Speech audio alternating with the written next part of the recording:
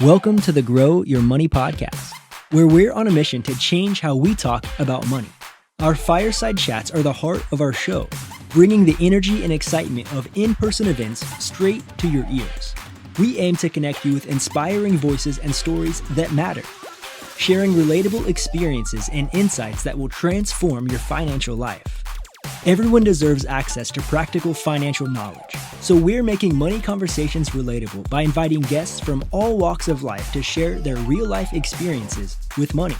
But this isn't your typical money show. We look at the emotional, psychological, and cultural factors that shape our relationship with money.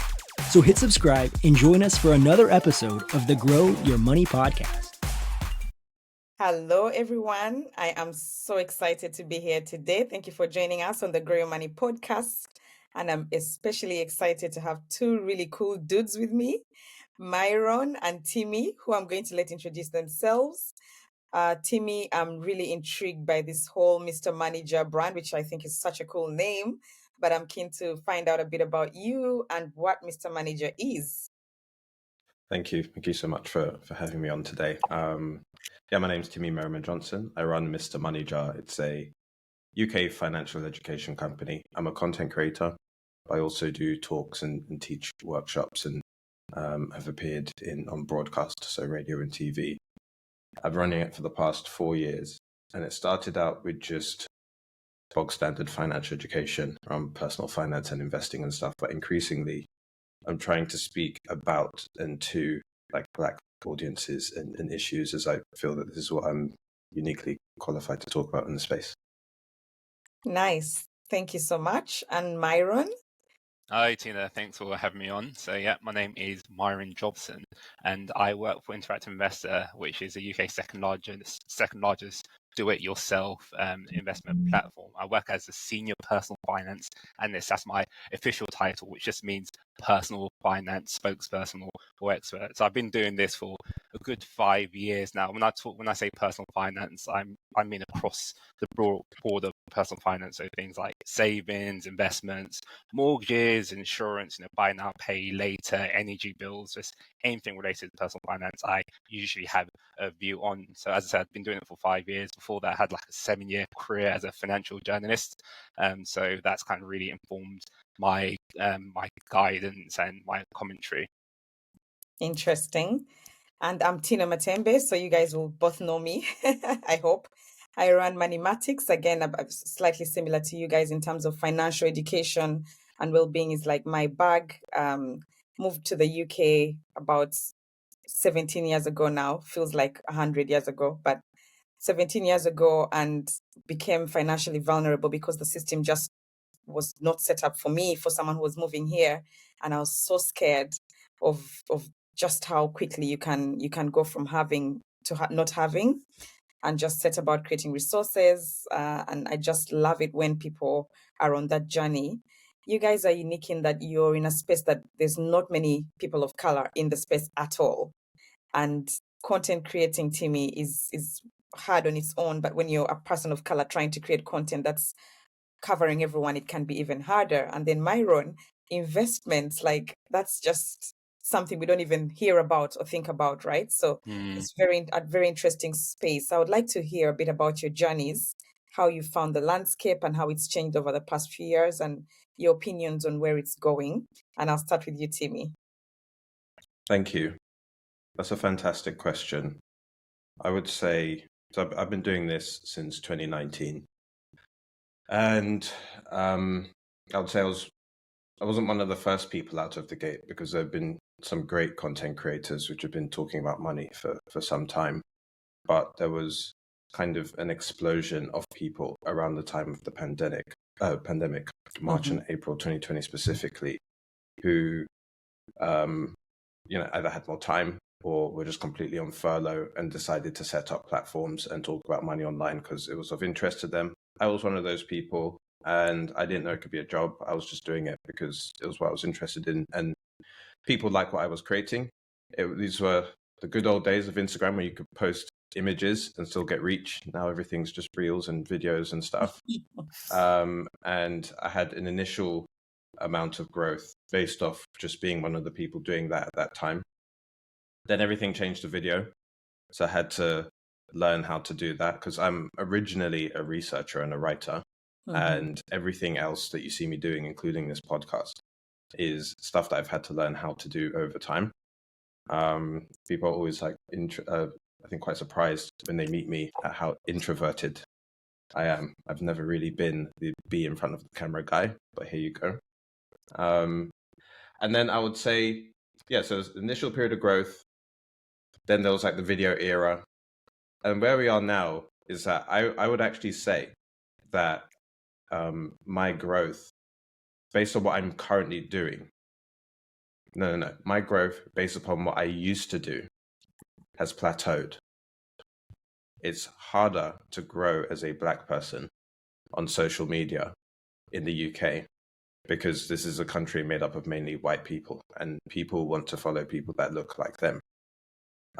So if you look at a lot of the really good Black content creators, like on Instagram, there are very few that have over 50,000 followers, and I don't think there are any that have over 100,000. The only person who comes to mind for me is Poku Banks, and he has 300,000 on TikTok, but like he was through the gate early. So once I realized that this was happening, I realized I had to change what I was talking about on social media. And I've just started to talk about the things that I think I'm uniquely qualified to speak about. So whenever there's anything to do with like race or ethnicity, I'm making content about immigration now, like Black wealth specifically. I'm talking about these things. My following, every time I post something, my following goes down. I lose followers. And in the beginning, it was a bit scary. But I've realized that I have to talk about what is true and authentic to me. I can't just be doing generic content because I want people to follow me. I want the right people to follow me. As I found my following has gone down, my engagement's gone up. So like every post I do gets way more comments and likes and shares than it used to before. So that tells me that I'm doing something right. So I'm in a bit of a transition period at the moment. As for where I think content creation is going, just to round out the answer, I think what consumers want is they want someone with a really clear message and a really authoritative voice that they can kind of latch onto, because you can't be an expert in everything. So what we do is we look for people online who speak to our values and have the time to educate themselves about the things that we don't.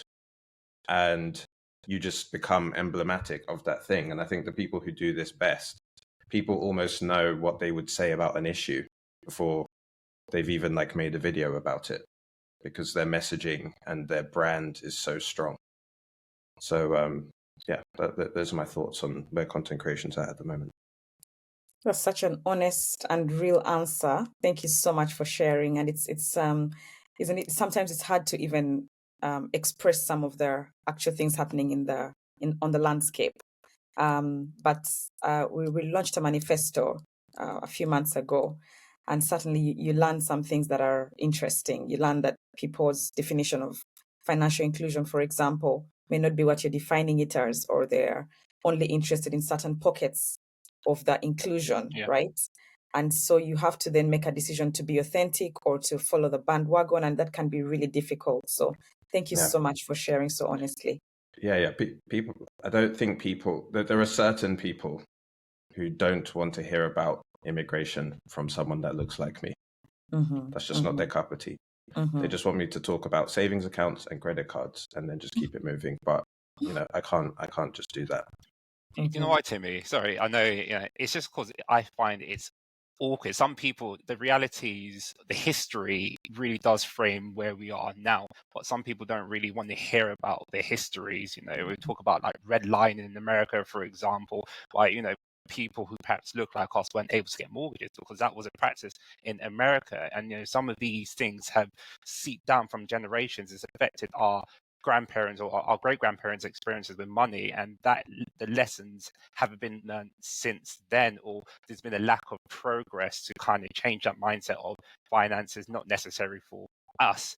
And I think what you guys do and what I'm trying to do is trying to kind of break down some of those that mentality of it's not for us, actually finance is for everybody, and let's try to get away from the harsh history that people like us have, well, I say people, us, our ancestors have experienced, which is, stymieing our financial progress, which I find quite interesting, which I will leave back to like my own experience. I thought what you said to me was really, really interesting, because I started my journey in finance back in 2013 when I worked for a financial advisor, which is part of the FT group. And I remember going to industry awards, so awards attended by fund managers and, industry players in the savings space and all that kind of stuff. I remember just looking around thinking, there aren't many brothers and sisters around here. This, I feel like a minority right now, and I feel a little bit uncomfortable. Over the years, I learned not to feel uncomfortable because I'm proud of who I am, how I look, all that kind of stuff. And I went to another industry event a couple of months ago, and I looked around, and I'm like, there's still not many brothers and sisters around here, and I think, okay, so. What has changed since 2000, almost 11 years ago? I think the industry, the core industry, still could do better when it comes to like representation. And the reason why I talk about representation is because you kind of have to you have to understand where you're coming from. So with representation, it's like seniors believe in, so that's one thing. But also, some people might not be aware of the unique challenges that certain communities face. Just might not be aware of it. But if you have people who have lived it, who are aware of it, who know other people in that situation, then you can actually help raise the issue, one, and also perhaps discuss some of the solutions to the issues that those certain communities face. I hope that makes sense.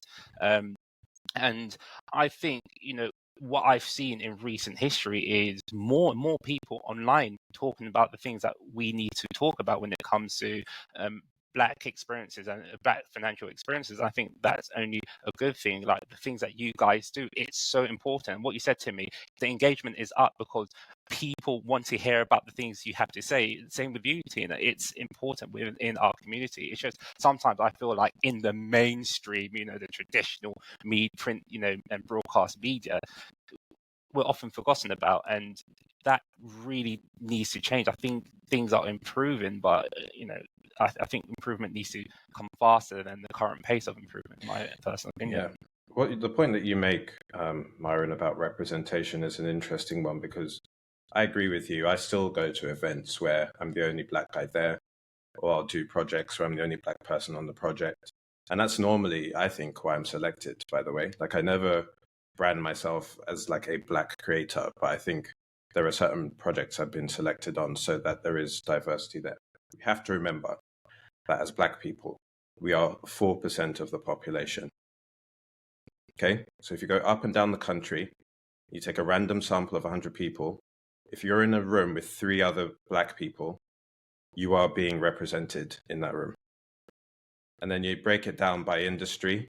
It's like in the financial industry, in the timeline that we are now, you'll probably be underrepresented in the financial industry because of the type of industry it is. So that's the situation we're in. We just need to do the best with what we've got. This is a majority white country. There's slightly more Asians than us, and then there's 4% Black people. That's it.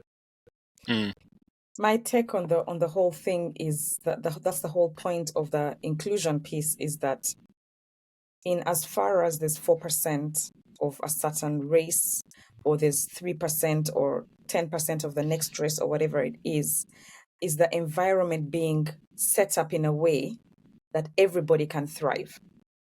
So the biggest thing that I've found in the industry is that there is preconceived assumptions about people of color as being poor, or not able to afford, not able to invest, not able to do things. And then that puts them in a certain bucket.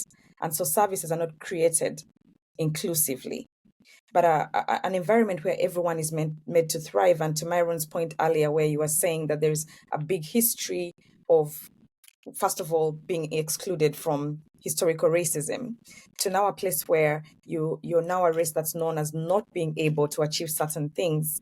the onus is on the industry to make sure that the environment is right for everybody. And I think that's the background of the consumer duty. I personally, whilst I think that would be great, I just don't think that's going to happen. I think we need to save ourselves. I don't think anyone is coming to save us. What about change from within? So, I suppose one thing I find quite interesting, working for an investment platform is how much you can change a conversation just by being in that conversation. That cognitive diversity is so important, and it doesn't just, it's not just exclusive for Black communities, but all communities. Even within like a community, you have nuanced experiences. A key within financial inclusion is to make sure that we hear about these nuanced experiences and come up with solutions that, to your point, works for everybody. So maybe do both. It's what we're doing now. We have content creators doing brilliant jobs, like you guys are doing an amazing job, and you also have people within who are also trying to change for wins to make sure towards a broader piece of financial inclusion. Yes, I think, Timi, it's definitely two-pronged. We ourselves need to be progressive and understanding these barriers, and the challenges will help us to, first of all, stand in a place and know this is where I'm at. How am I going to move forward? But then there also has to continue to be that push on the institutional side from within, so that we have a two-pronged approach. Actually, at Mathematics, that's exactly what we do. We're making sure we're equipping our communities. In our case, we focus on young people and families, because if you influence a parent, typically a mom, not usually the case, but if you manage to get a mom saving better, for example, or going to the shops with their child and doing groceries with them, that small change will change how the child approaches money, and it's a ripple effect, right? So you do it from the community end, but 100% we also have to be pushing services, because the onus is on them ultimately, from a consumer duty point of view, in my opinion, to ensure that the environment is prepped for us to thrive. And the example I normally use is when we moved to the UK. When I moved to the UK, I didn't come poor. I didn't come to the UK poor. I wasn't a typical immigrant that was migrating for war or any sort of economic issue. I was literally moving, expecting to get a better lifestyle, a better economic situation, but I was not coming from zero. And I quickly became vulnerable because the system has boxed you. The system does not expect you to be able to pay your bills, so you're being charged higher for insurances. Our premium was extremely high. You don't have any references, so you can't get any, decent services. To the extent that one of the guys that was supposed to be helping us find a house looked at us and saw we're Black, and they were taking us to particular neighborhoods where they expect us to want to stay. And I'm like, I've never lived in a neighborhood like this. God forbid I have to do it now when I've come to the first world. So it's a sad reality that, yes, we know what we are capable of, we know what we are doing, and we need to be working together, iron sharpening iron. But I think that it's important what you do, for example, talking about immigration, talking about the challenges of the system, so that they as well are able to see what we're doing. Yeah. I think also in terms of that inclusion point, it's money making, right? There's also a financial incentive, so for companies to make sure that they are including everyone. There's only so many low hanging fruits that you can pick off. If your preacher's converted, they're already converted. What more you going to do? Whereas if you're extending your tent, then there's a money making element here. Yeah, but the thing is, we live in capitalism, and the more I study capitalism and its origins, the more I realize that it's not supposed to work for everyone. It's supposed to be driven by greed and selfishness, actually, and it's supposed to be zero-sum. The system we currently live in is, if you want to make money, then you have to prey on other people and take their money away from them. So if I want to make £20, I get £10 off you, Myron. I get £10 off you, Tynah. If you have any money left, fine. But I keep the 20, and then now I'm wealthy, and you both don't have anything. That's literally how this whole system's been designed. And something that I'm conscious of in terms of my lifetime is I'd actually like to see us iterate on the current financial system and have it be something that's a bit fairer and enables human beings to thrive. But I think it's supposed to be this way. Certain people are supposed to succeed and certain people are not. That's a very interesting point, actually, because I wanted to ask you about that. So that the way you see trends going with the younger generation, for example, do you see that changing?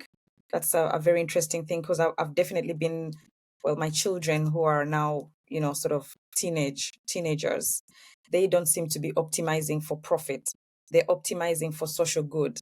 But I wonder if that's Mm. what you're finding in the industry, that people are more likely to go for example, you'll sooner choose something more expensive if it's greener than something that's mainstream, or if there's a bad reputation of a company that's still having maybe slavery as part of their lineage. You're not getting as many consumers. So do you think that capitalism trend is going to change, or are you still seeing that it's very ingrained and not going to move forward? I think that's a question for both of you, actually. Yeah.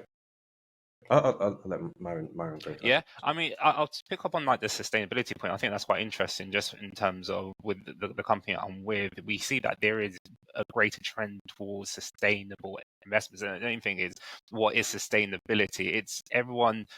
I suppose it's quite hard, because in the past, a lot of people thought that you have to sacrifice returns, the money you make, in order to invest in a way that basically adheres to your moral compass, and that's not necessarily the case. But this whole idea of, I think it's really, really interesting, because I think someone says, oh, if I put money in something, I think a lot of people be returns focused. I suppose it depends on where you are in life. If you're in a situation where you're completely comfortable, I think a lot of people would then perhaps say, oh, actually, yeah, I need to do something for the betterment of society or for social good. Versus if you're just living hand to mouth, on the breadline, it's kind of, I just need to do something to get me out of this predicament. So I think it does depend on where you are in life. Obviously, there's nuances. Some people might, regardless of how wealthy they are, they might just think for the betterment of society. But I think, Tim, you're right in the sense of perhaps we do focus on ourselves. How can I get the next dollar, and I don't really care about who has to pay for it. But I think also there is a trend of we have to think as a society as a whole, because if we really want improvement in society within our groups, then surely everything we do, we have to consider the social impact that has. I hope that answer kind of makes sense. So, like, in terms of, just to kind of summarize, we technically within like interactive investors see people be more perhaps conscious with their investments. However, it's just, it depends on where you are in life and how deeply you hold your moral views. Yeah, just to build upon what Myron said, and to answer your question, Tynah, about what the next generation is going to do. It's a really interesting question, because my youngest brother's 18, and he's off to uni this year, actually, and I was speaking to my mum about his generation. I do think that they will change things. I think that if I was to describe how society works to a young person today, I would basically say that we're all playing on a monopoly board where there are millions and millions of players, but where 10% of the players own 90% of the properties on that board. Mm-hmm. So no matter how much money gets put into the board, all of the wealth ends up with them. And when you actually look at where people get their money and their wealth from, like, a lot of people have been given that wealth, or will have done things during a time where you could, it's okay to just take wealth from other people, and then they've just kept it in the family up until the present day. The only way that you get out of that situation, I think, is to flip the board and to change the game completely. And that's what I believe they're going to have to do, because we're going through a really huge technological and digital revolution at the moment in terms of the internet and social media and like computing and stuff. But like, people aren't really the beneficiary of this revolution that we're now in. So when I look at my lifetime, I feel like phones are better, and internet speeds are better, and storage space and computing power are better. But I don't think people are necessarily any happier. It's not easier to get on the property ladder. We're having fewer children. There's more mental health problems and anxiety and stuff. So I think what the next generation should be trying to do is they should be trying to use technology and financial systems to actually improve human lives. That's so true. That holistic approach. You think that I suppose even in business, you're hustling, you're trying to get to the next rank, and then you get to the next rank, and then you're hustling again. It's like society just has this rat race. It's a Hamster rat wheel. race. Yeah. Yeah, you're in a hamster wheel And going. people are no better off as a result of it. The one challenge that I think, when I think about my brother's generation and perhaps your kids, Tina, the one thing that they have had to contend with, unfortunately, is the pandemic. So anyone who's like in their teens or late teens now, unfortunately, has lost 3 years to the pandemic, where they were at home and they can go out and socialize with their friends. And in a way, I do think it's held them back. I don't think it's been particularly fair, but yeah, I think they'll find a way to do it. So yeah, people aren't benefiting from the financial systems and like the capitalistic systems that we're currently living in, and like the planet isn't benefiting as well. Everything that we're doing is basically geared towards just making more and more money and making technology more and more better. Just because I don't think anyone's really asked the reason of why we're doing this. There's now more there's more mobile phones on the planet than people. Yeah, I saw that statistic. Yeah, there And you so go. interestingly, you said something about changing the game, and I'm interested to hear from both of you what you think in terms of, from an investment point of view, Myron. How do I personally change the game from monopoly to something that works for me in an individual sense on the investment front? I think it's an interesting question, because like investing is very, very personal. I always say to people, I think investing is for everyone, and I think that's a key message that perhaps some people don't understand. I remember growing up, I didn't know anything about investments until perhaps I was at university. And actually, a matter of fact, I didn't know what an overdraft was, and this is just embarrassing, but I'm going to say it anyway, just to show how far people can come despite ignorance. I didn't know what overdraft was until the third month of university, and that's because I happened to enter into my overdraft. I remember going to a friend's like, "What's this minus in front of it?" "Oh, that means you're an overdraft, right? That means you owe money." And so there's an intrinsic kind of lack of financial education. I especially at schools, and if you don't have parents who are well versed in investments or personal finance, and how are you supposed to learn? I suppose you have to do research yourself. And so I think in terms of investing, you flip the script by, you have to educate yourself. I think there's no shortcuts to it. And the thing is, nowadays, there's a lot more content and a lot more different ways in which to educate yourself. So it's not a simple case of just, pick on up the broadsheets and looking at the stock markets, that type of thing. They're content creators. They're great things that you guys do, right? And it's great way in which to absorb really important lessons pertaining to personal finances. So one is, it's, if you're in a society that's not working, so if you accept the notion that you're in a society that doesn't work for everyone, doesn't work for you, then in order to break the mold, you have to take the first step, which is to educate yourself, look at the different content, and also, I think you also do, you when you educate yourself, then you try just dip a toe into the world of investments. That's what I always say to people. They're like, "Oh, so what else should I do?" Just dip a toe. You don't have to invest all your money. Before you invest, make sure you sort out your debt. Make sure you don't have any high interest debt, because you don't want to be in a situation that because you invest all your money, you're going to lose your house, or your credit score is going to be adversely impacted. And there's also that very massive likelihood of your investment return is not actually going to outstrip your debt interest, that kind of thing. So make sure your personal finance is all sorted, but just also do it. again, educate yourself to know what investments work for you, and any kind of investments that you make shouldn't keep you up at night. So that's key. So that's basically, it's a long-winded answer to your question of, and just to shorten it, is educate yourself, and you can do, and ask questions too. If you don't know what you're doing, feel free to ask questions.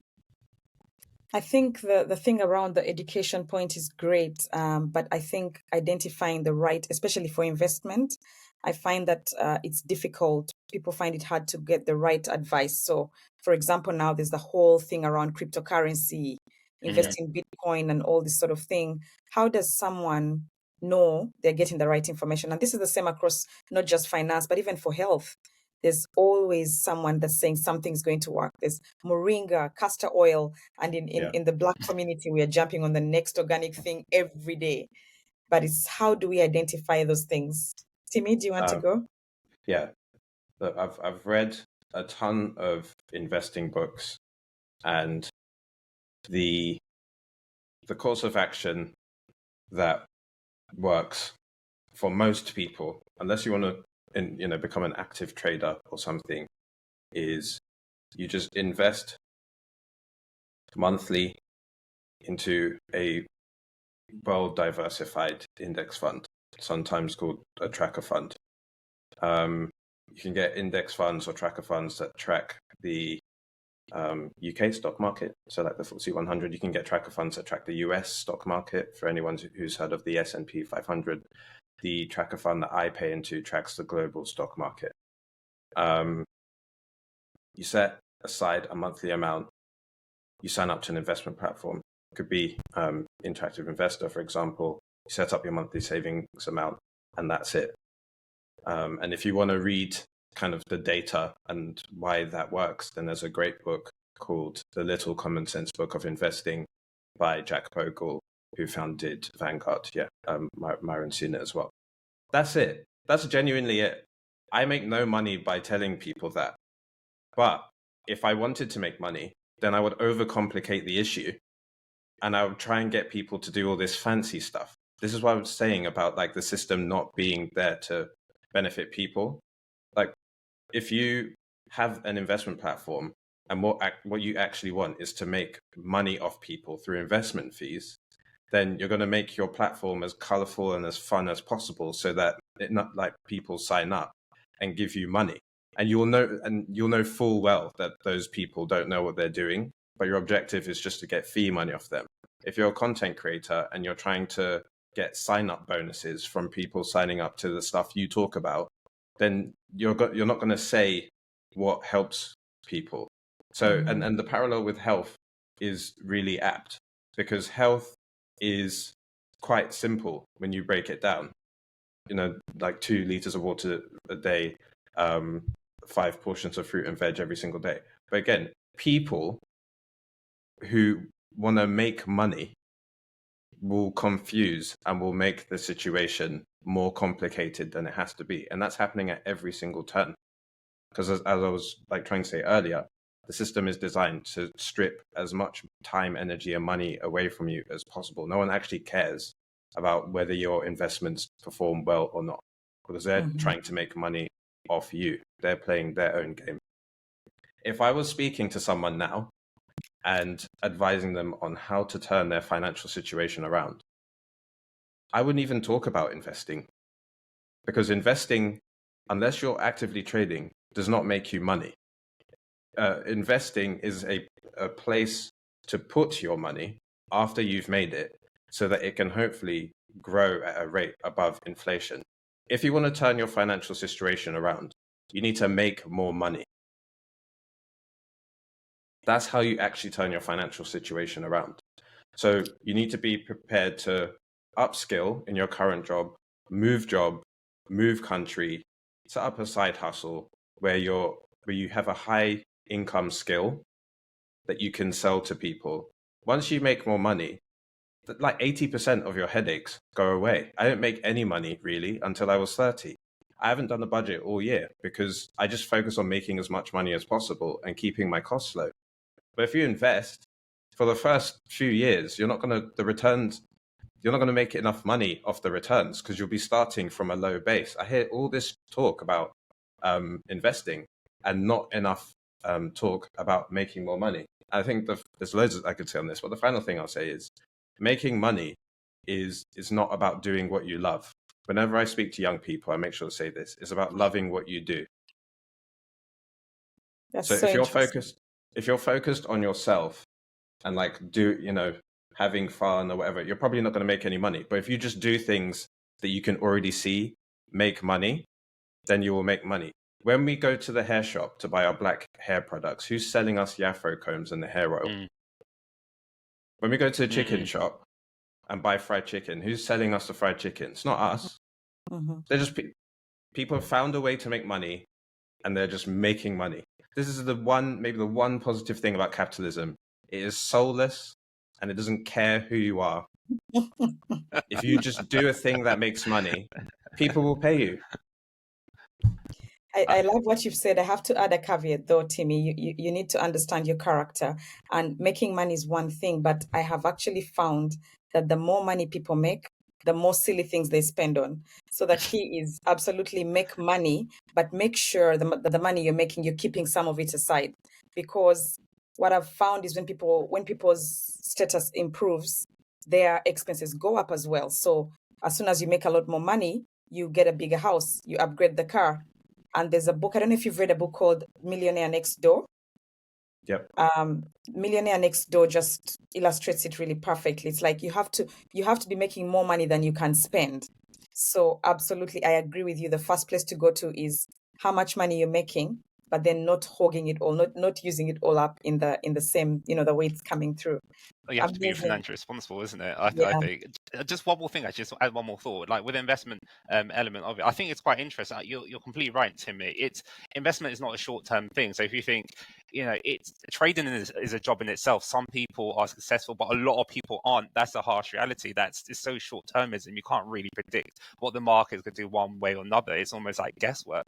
I suppose, again, as a person who invests and works for an investment platform, one thing I would say is it's all about investing is a long-term strategy. It's a long-term discipline. We define long as anything above 5 years. And if you invest regularly, and also one thing I say to people is if you have a pay rise, you can uprate your investment too in line with your pay rise. So if you've got a 5% pay rise, consider upping your investment by 5%. That it kind of helps your overall wealth generation. And I've done this in terms of, again, to property ladder, but the longer you leave it, the more impact something called compounding will have, interest on interest. And the more interest you get more interest on that and more interest on that. The longer you leave it, they actually reach a time where the amount of investment returns you receive outstrips the amount you've actually contributed. So that's why it's so, when we talk about investing, it's not a short-term thing. Don't necessarily worry about trading. Like some people want to do it, fine, and that's completely fine. We are at liberty to do with our money as we please.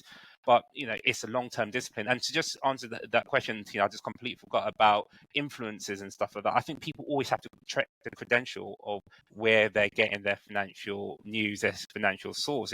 If someone from, I don't know, reality TV show, The Only Way is Essex or something, is telling me about investments and they haven't worked in investments or have no investment knowledge, and why am I going to take that person seriously? I am not. I'm not. You have to, and this is generally in life.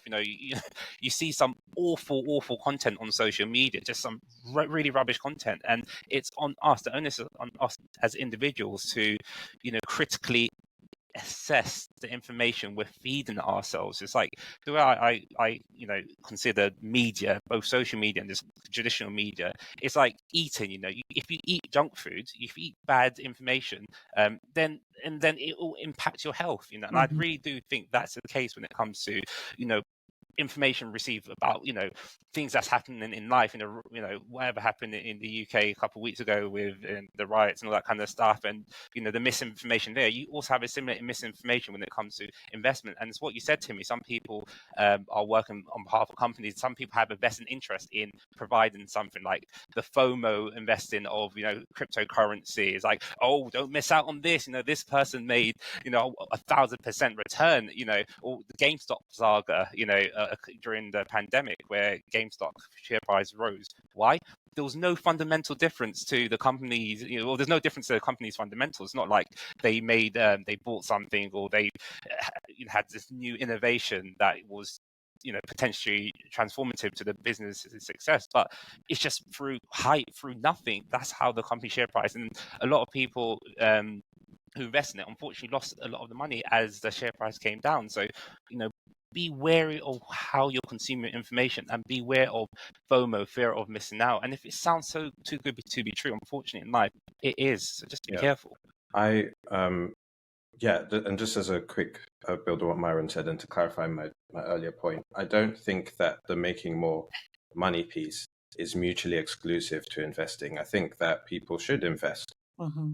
It's just your stocks and shares ISA, your funds, your stock, like whatever that's just a place where you put your money after you've made it. You still need to make money to even be able to invest in the first place.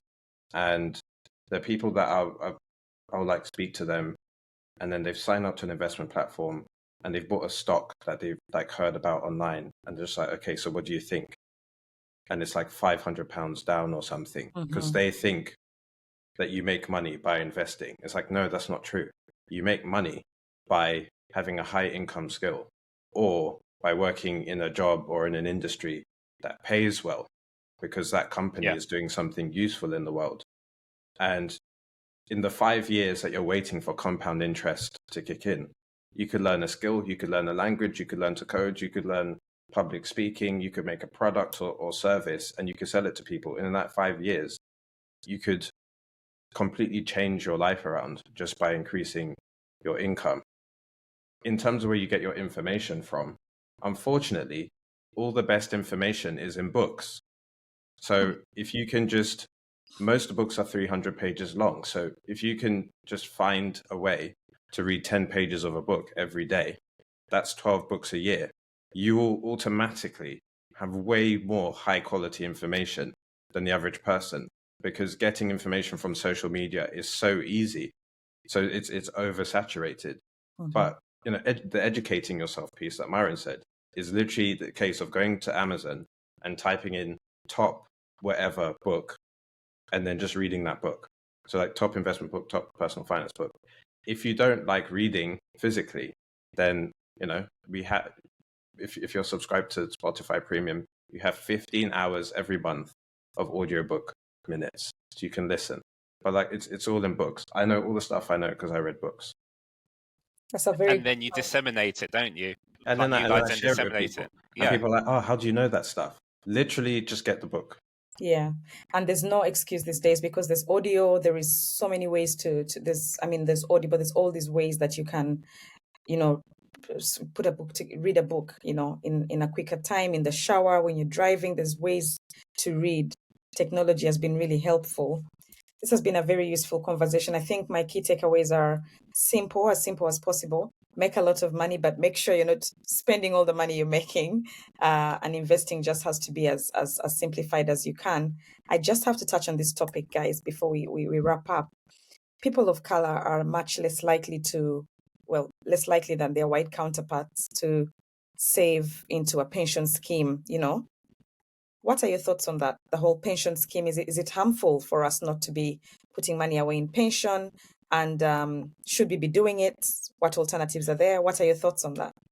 Yeah, I'll say I think everyone should be saving to a pension. I think it's good. So things have changed since in the pension landscape. So perhaps older generations, they had something called defined benefit pensions, where their pension is typically linked to their a percentage of the salary they received on their employment. And the longer you've worked at the employer, the better your pension is, and that pension is paid every year, at retirement until you die, essentially. So that was the pension landscape in the past, but things have changed. Those kind of pensions are just too expensive for employers to administer. So now the onus is on us, increasing on us, to actually make sure that we have a decent retirement nest egg. And so we have something called defined contribution, where we pay into it, we get a tax relief which is linked to our income tax rate. And if you work for employer, the employer also contributes to that. And so you boost, so your pension is boosted by your employer contribution and the tax relief. So that's why I always say to people, it's pay into a pension because you get free money, especially if you're in employment, if you're working for an employer, because you get free money from the employer contribution. That's 3%. That's a minimum 3% at the moment.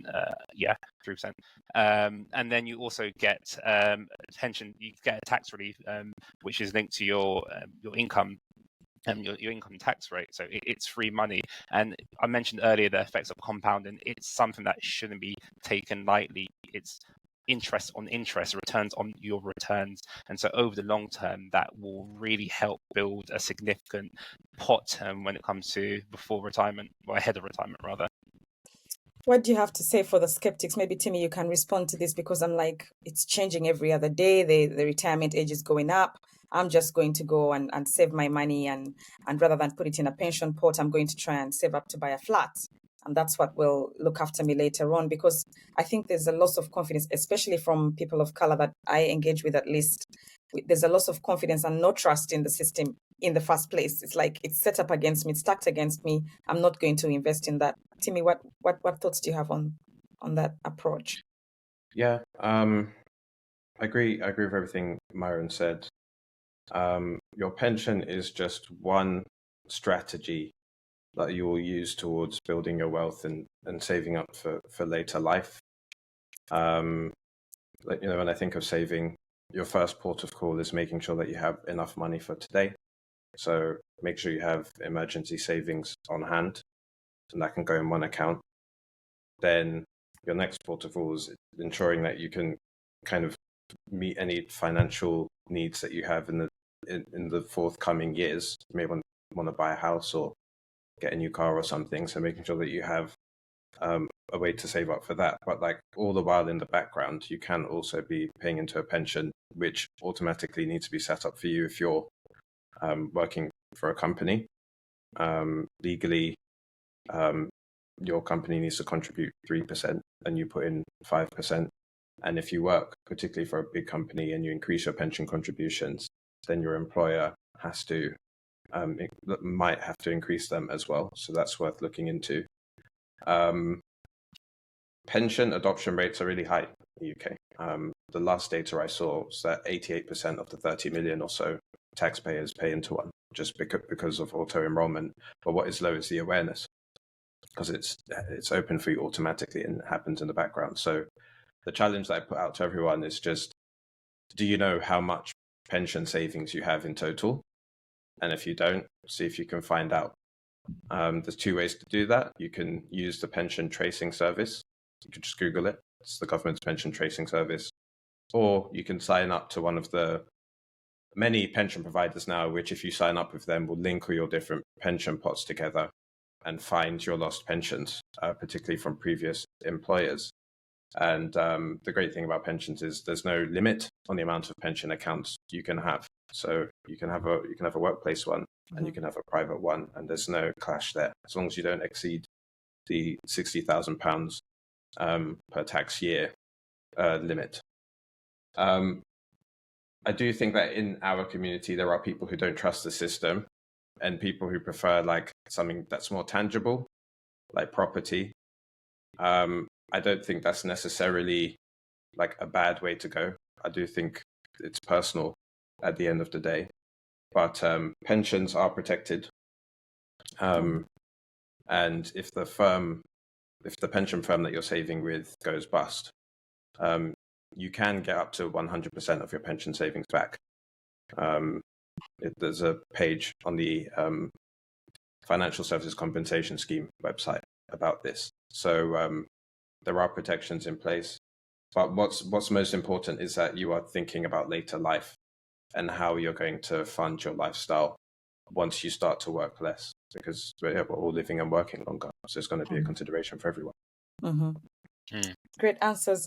We've run out of time, but I just have to put in a little bit about gig workers, because when it comes to pension, and I'm hustling, hustling as we like to say, or my visa is not yet straightforward, and so you have additional considerations which many people of color would have.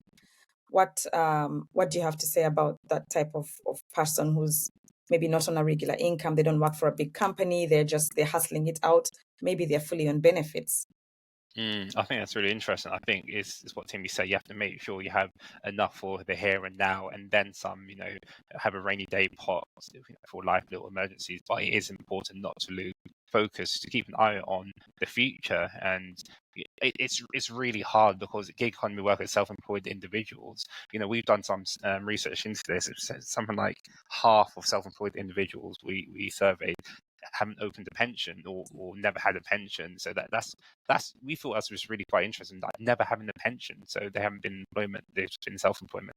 And if that's the case, that means the worry is you're not saving for retirement. Perhaps some of the savings you have is just all going into your business, which is fine. I suppose everyone's different, but again, you can't lose focus. When you're saving with pension, you're saving for retirement. There are tax penalties for accessing that money. It's so high that you just wouldn't want to do it. So it's a concerted effort to make sure that you're saving for retirement.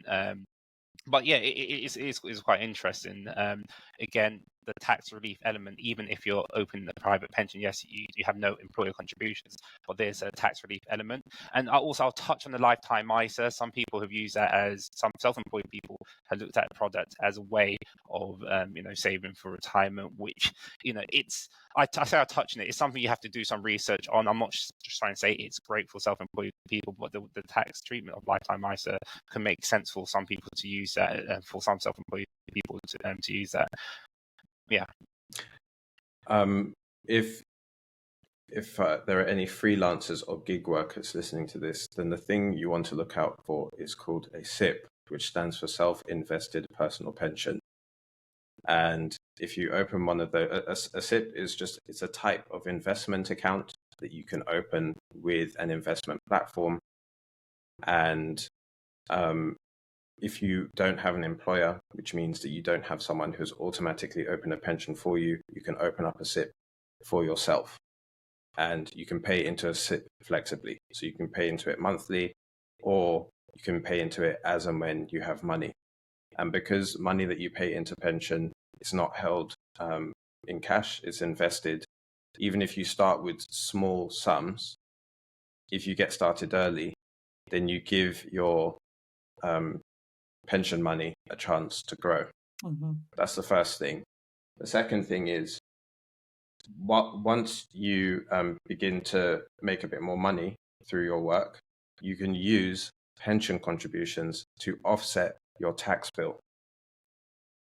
So there are tax incentives for you as a freelancer or as a business owner or gig worker to actually pay into a pension as well. So just look for a SIP. There are loads of providers that offer that. Thank you so much. That's been a very, very jam-packed, amazing session. And I think the last thing I'll say on this is modeling. So all the options, put all your options on the table and model them out, because it will always be good for you to see, some of the points you raised around pensions being protected, all these things come into play, compounding. But model it, if you're thinking that property, for example, is where you want to go, model it alongside what having a pension could look like in 10, 20, 30 years. Thank you so much, guys. It's been amazing having you both. Thank you. And definitely we'll be back doing this together soon. Thanks, Tynah. Thank you for listening to the Grow Your Money podcast. If you're looking to take actionable steps toward achieving your financial goals, visit moneymatix.com. That is money, MATIX.com. And join our free Grow Your Money Challenge. Let's unite in the movement to inspire people to talk about money. Thank you for being a part of our community. We'll see you in the next episode.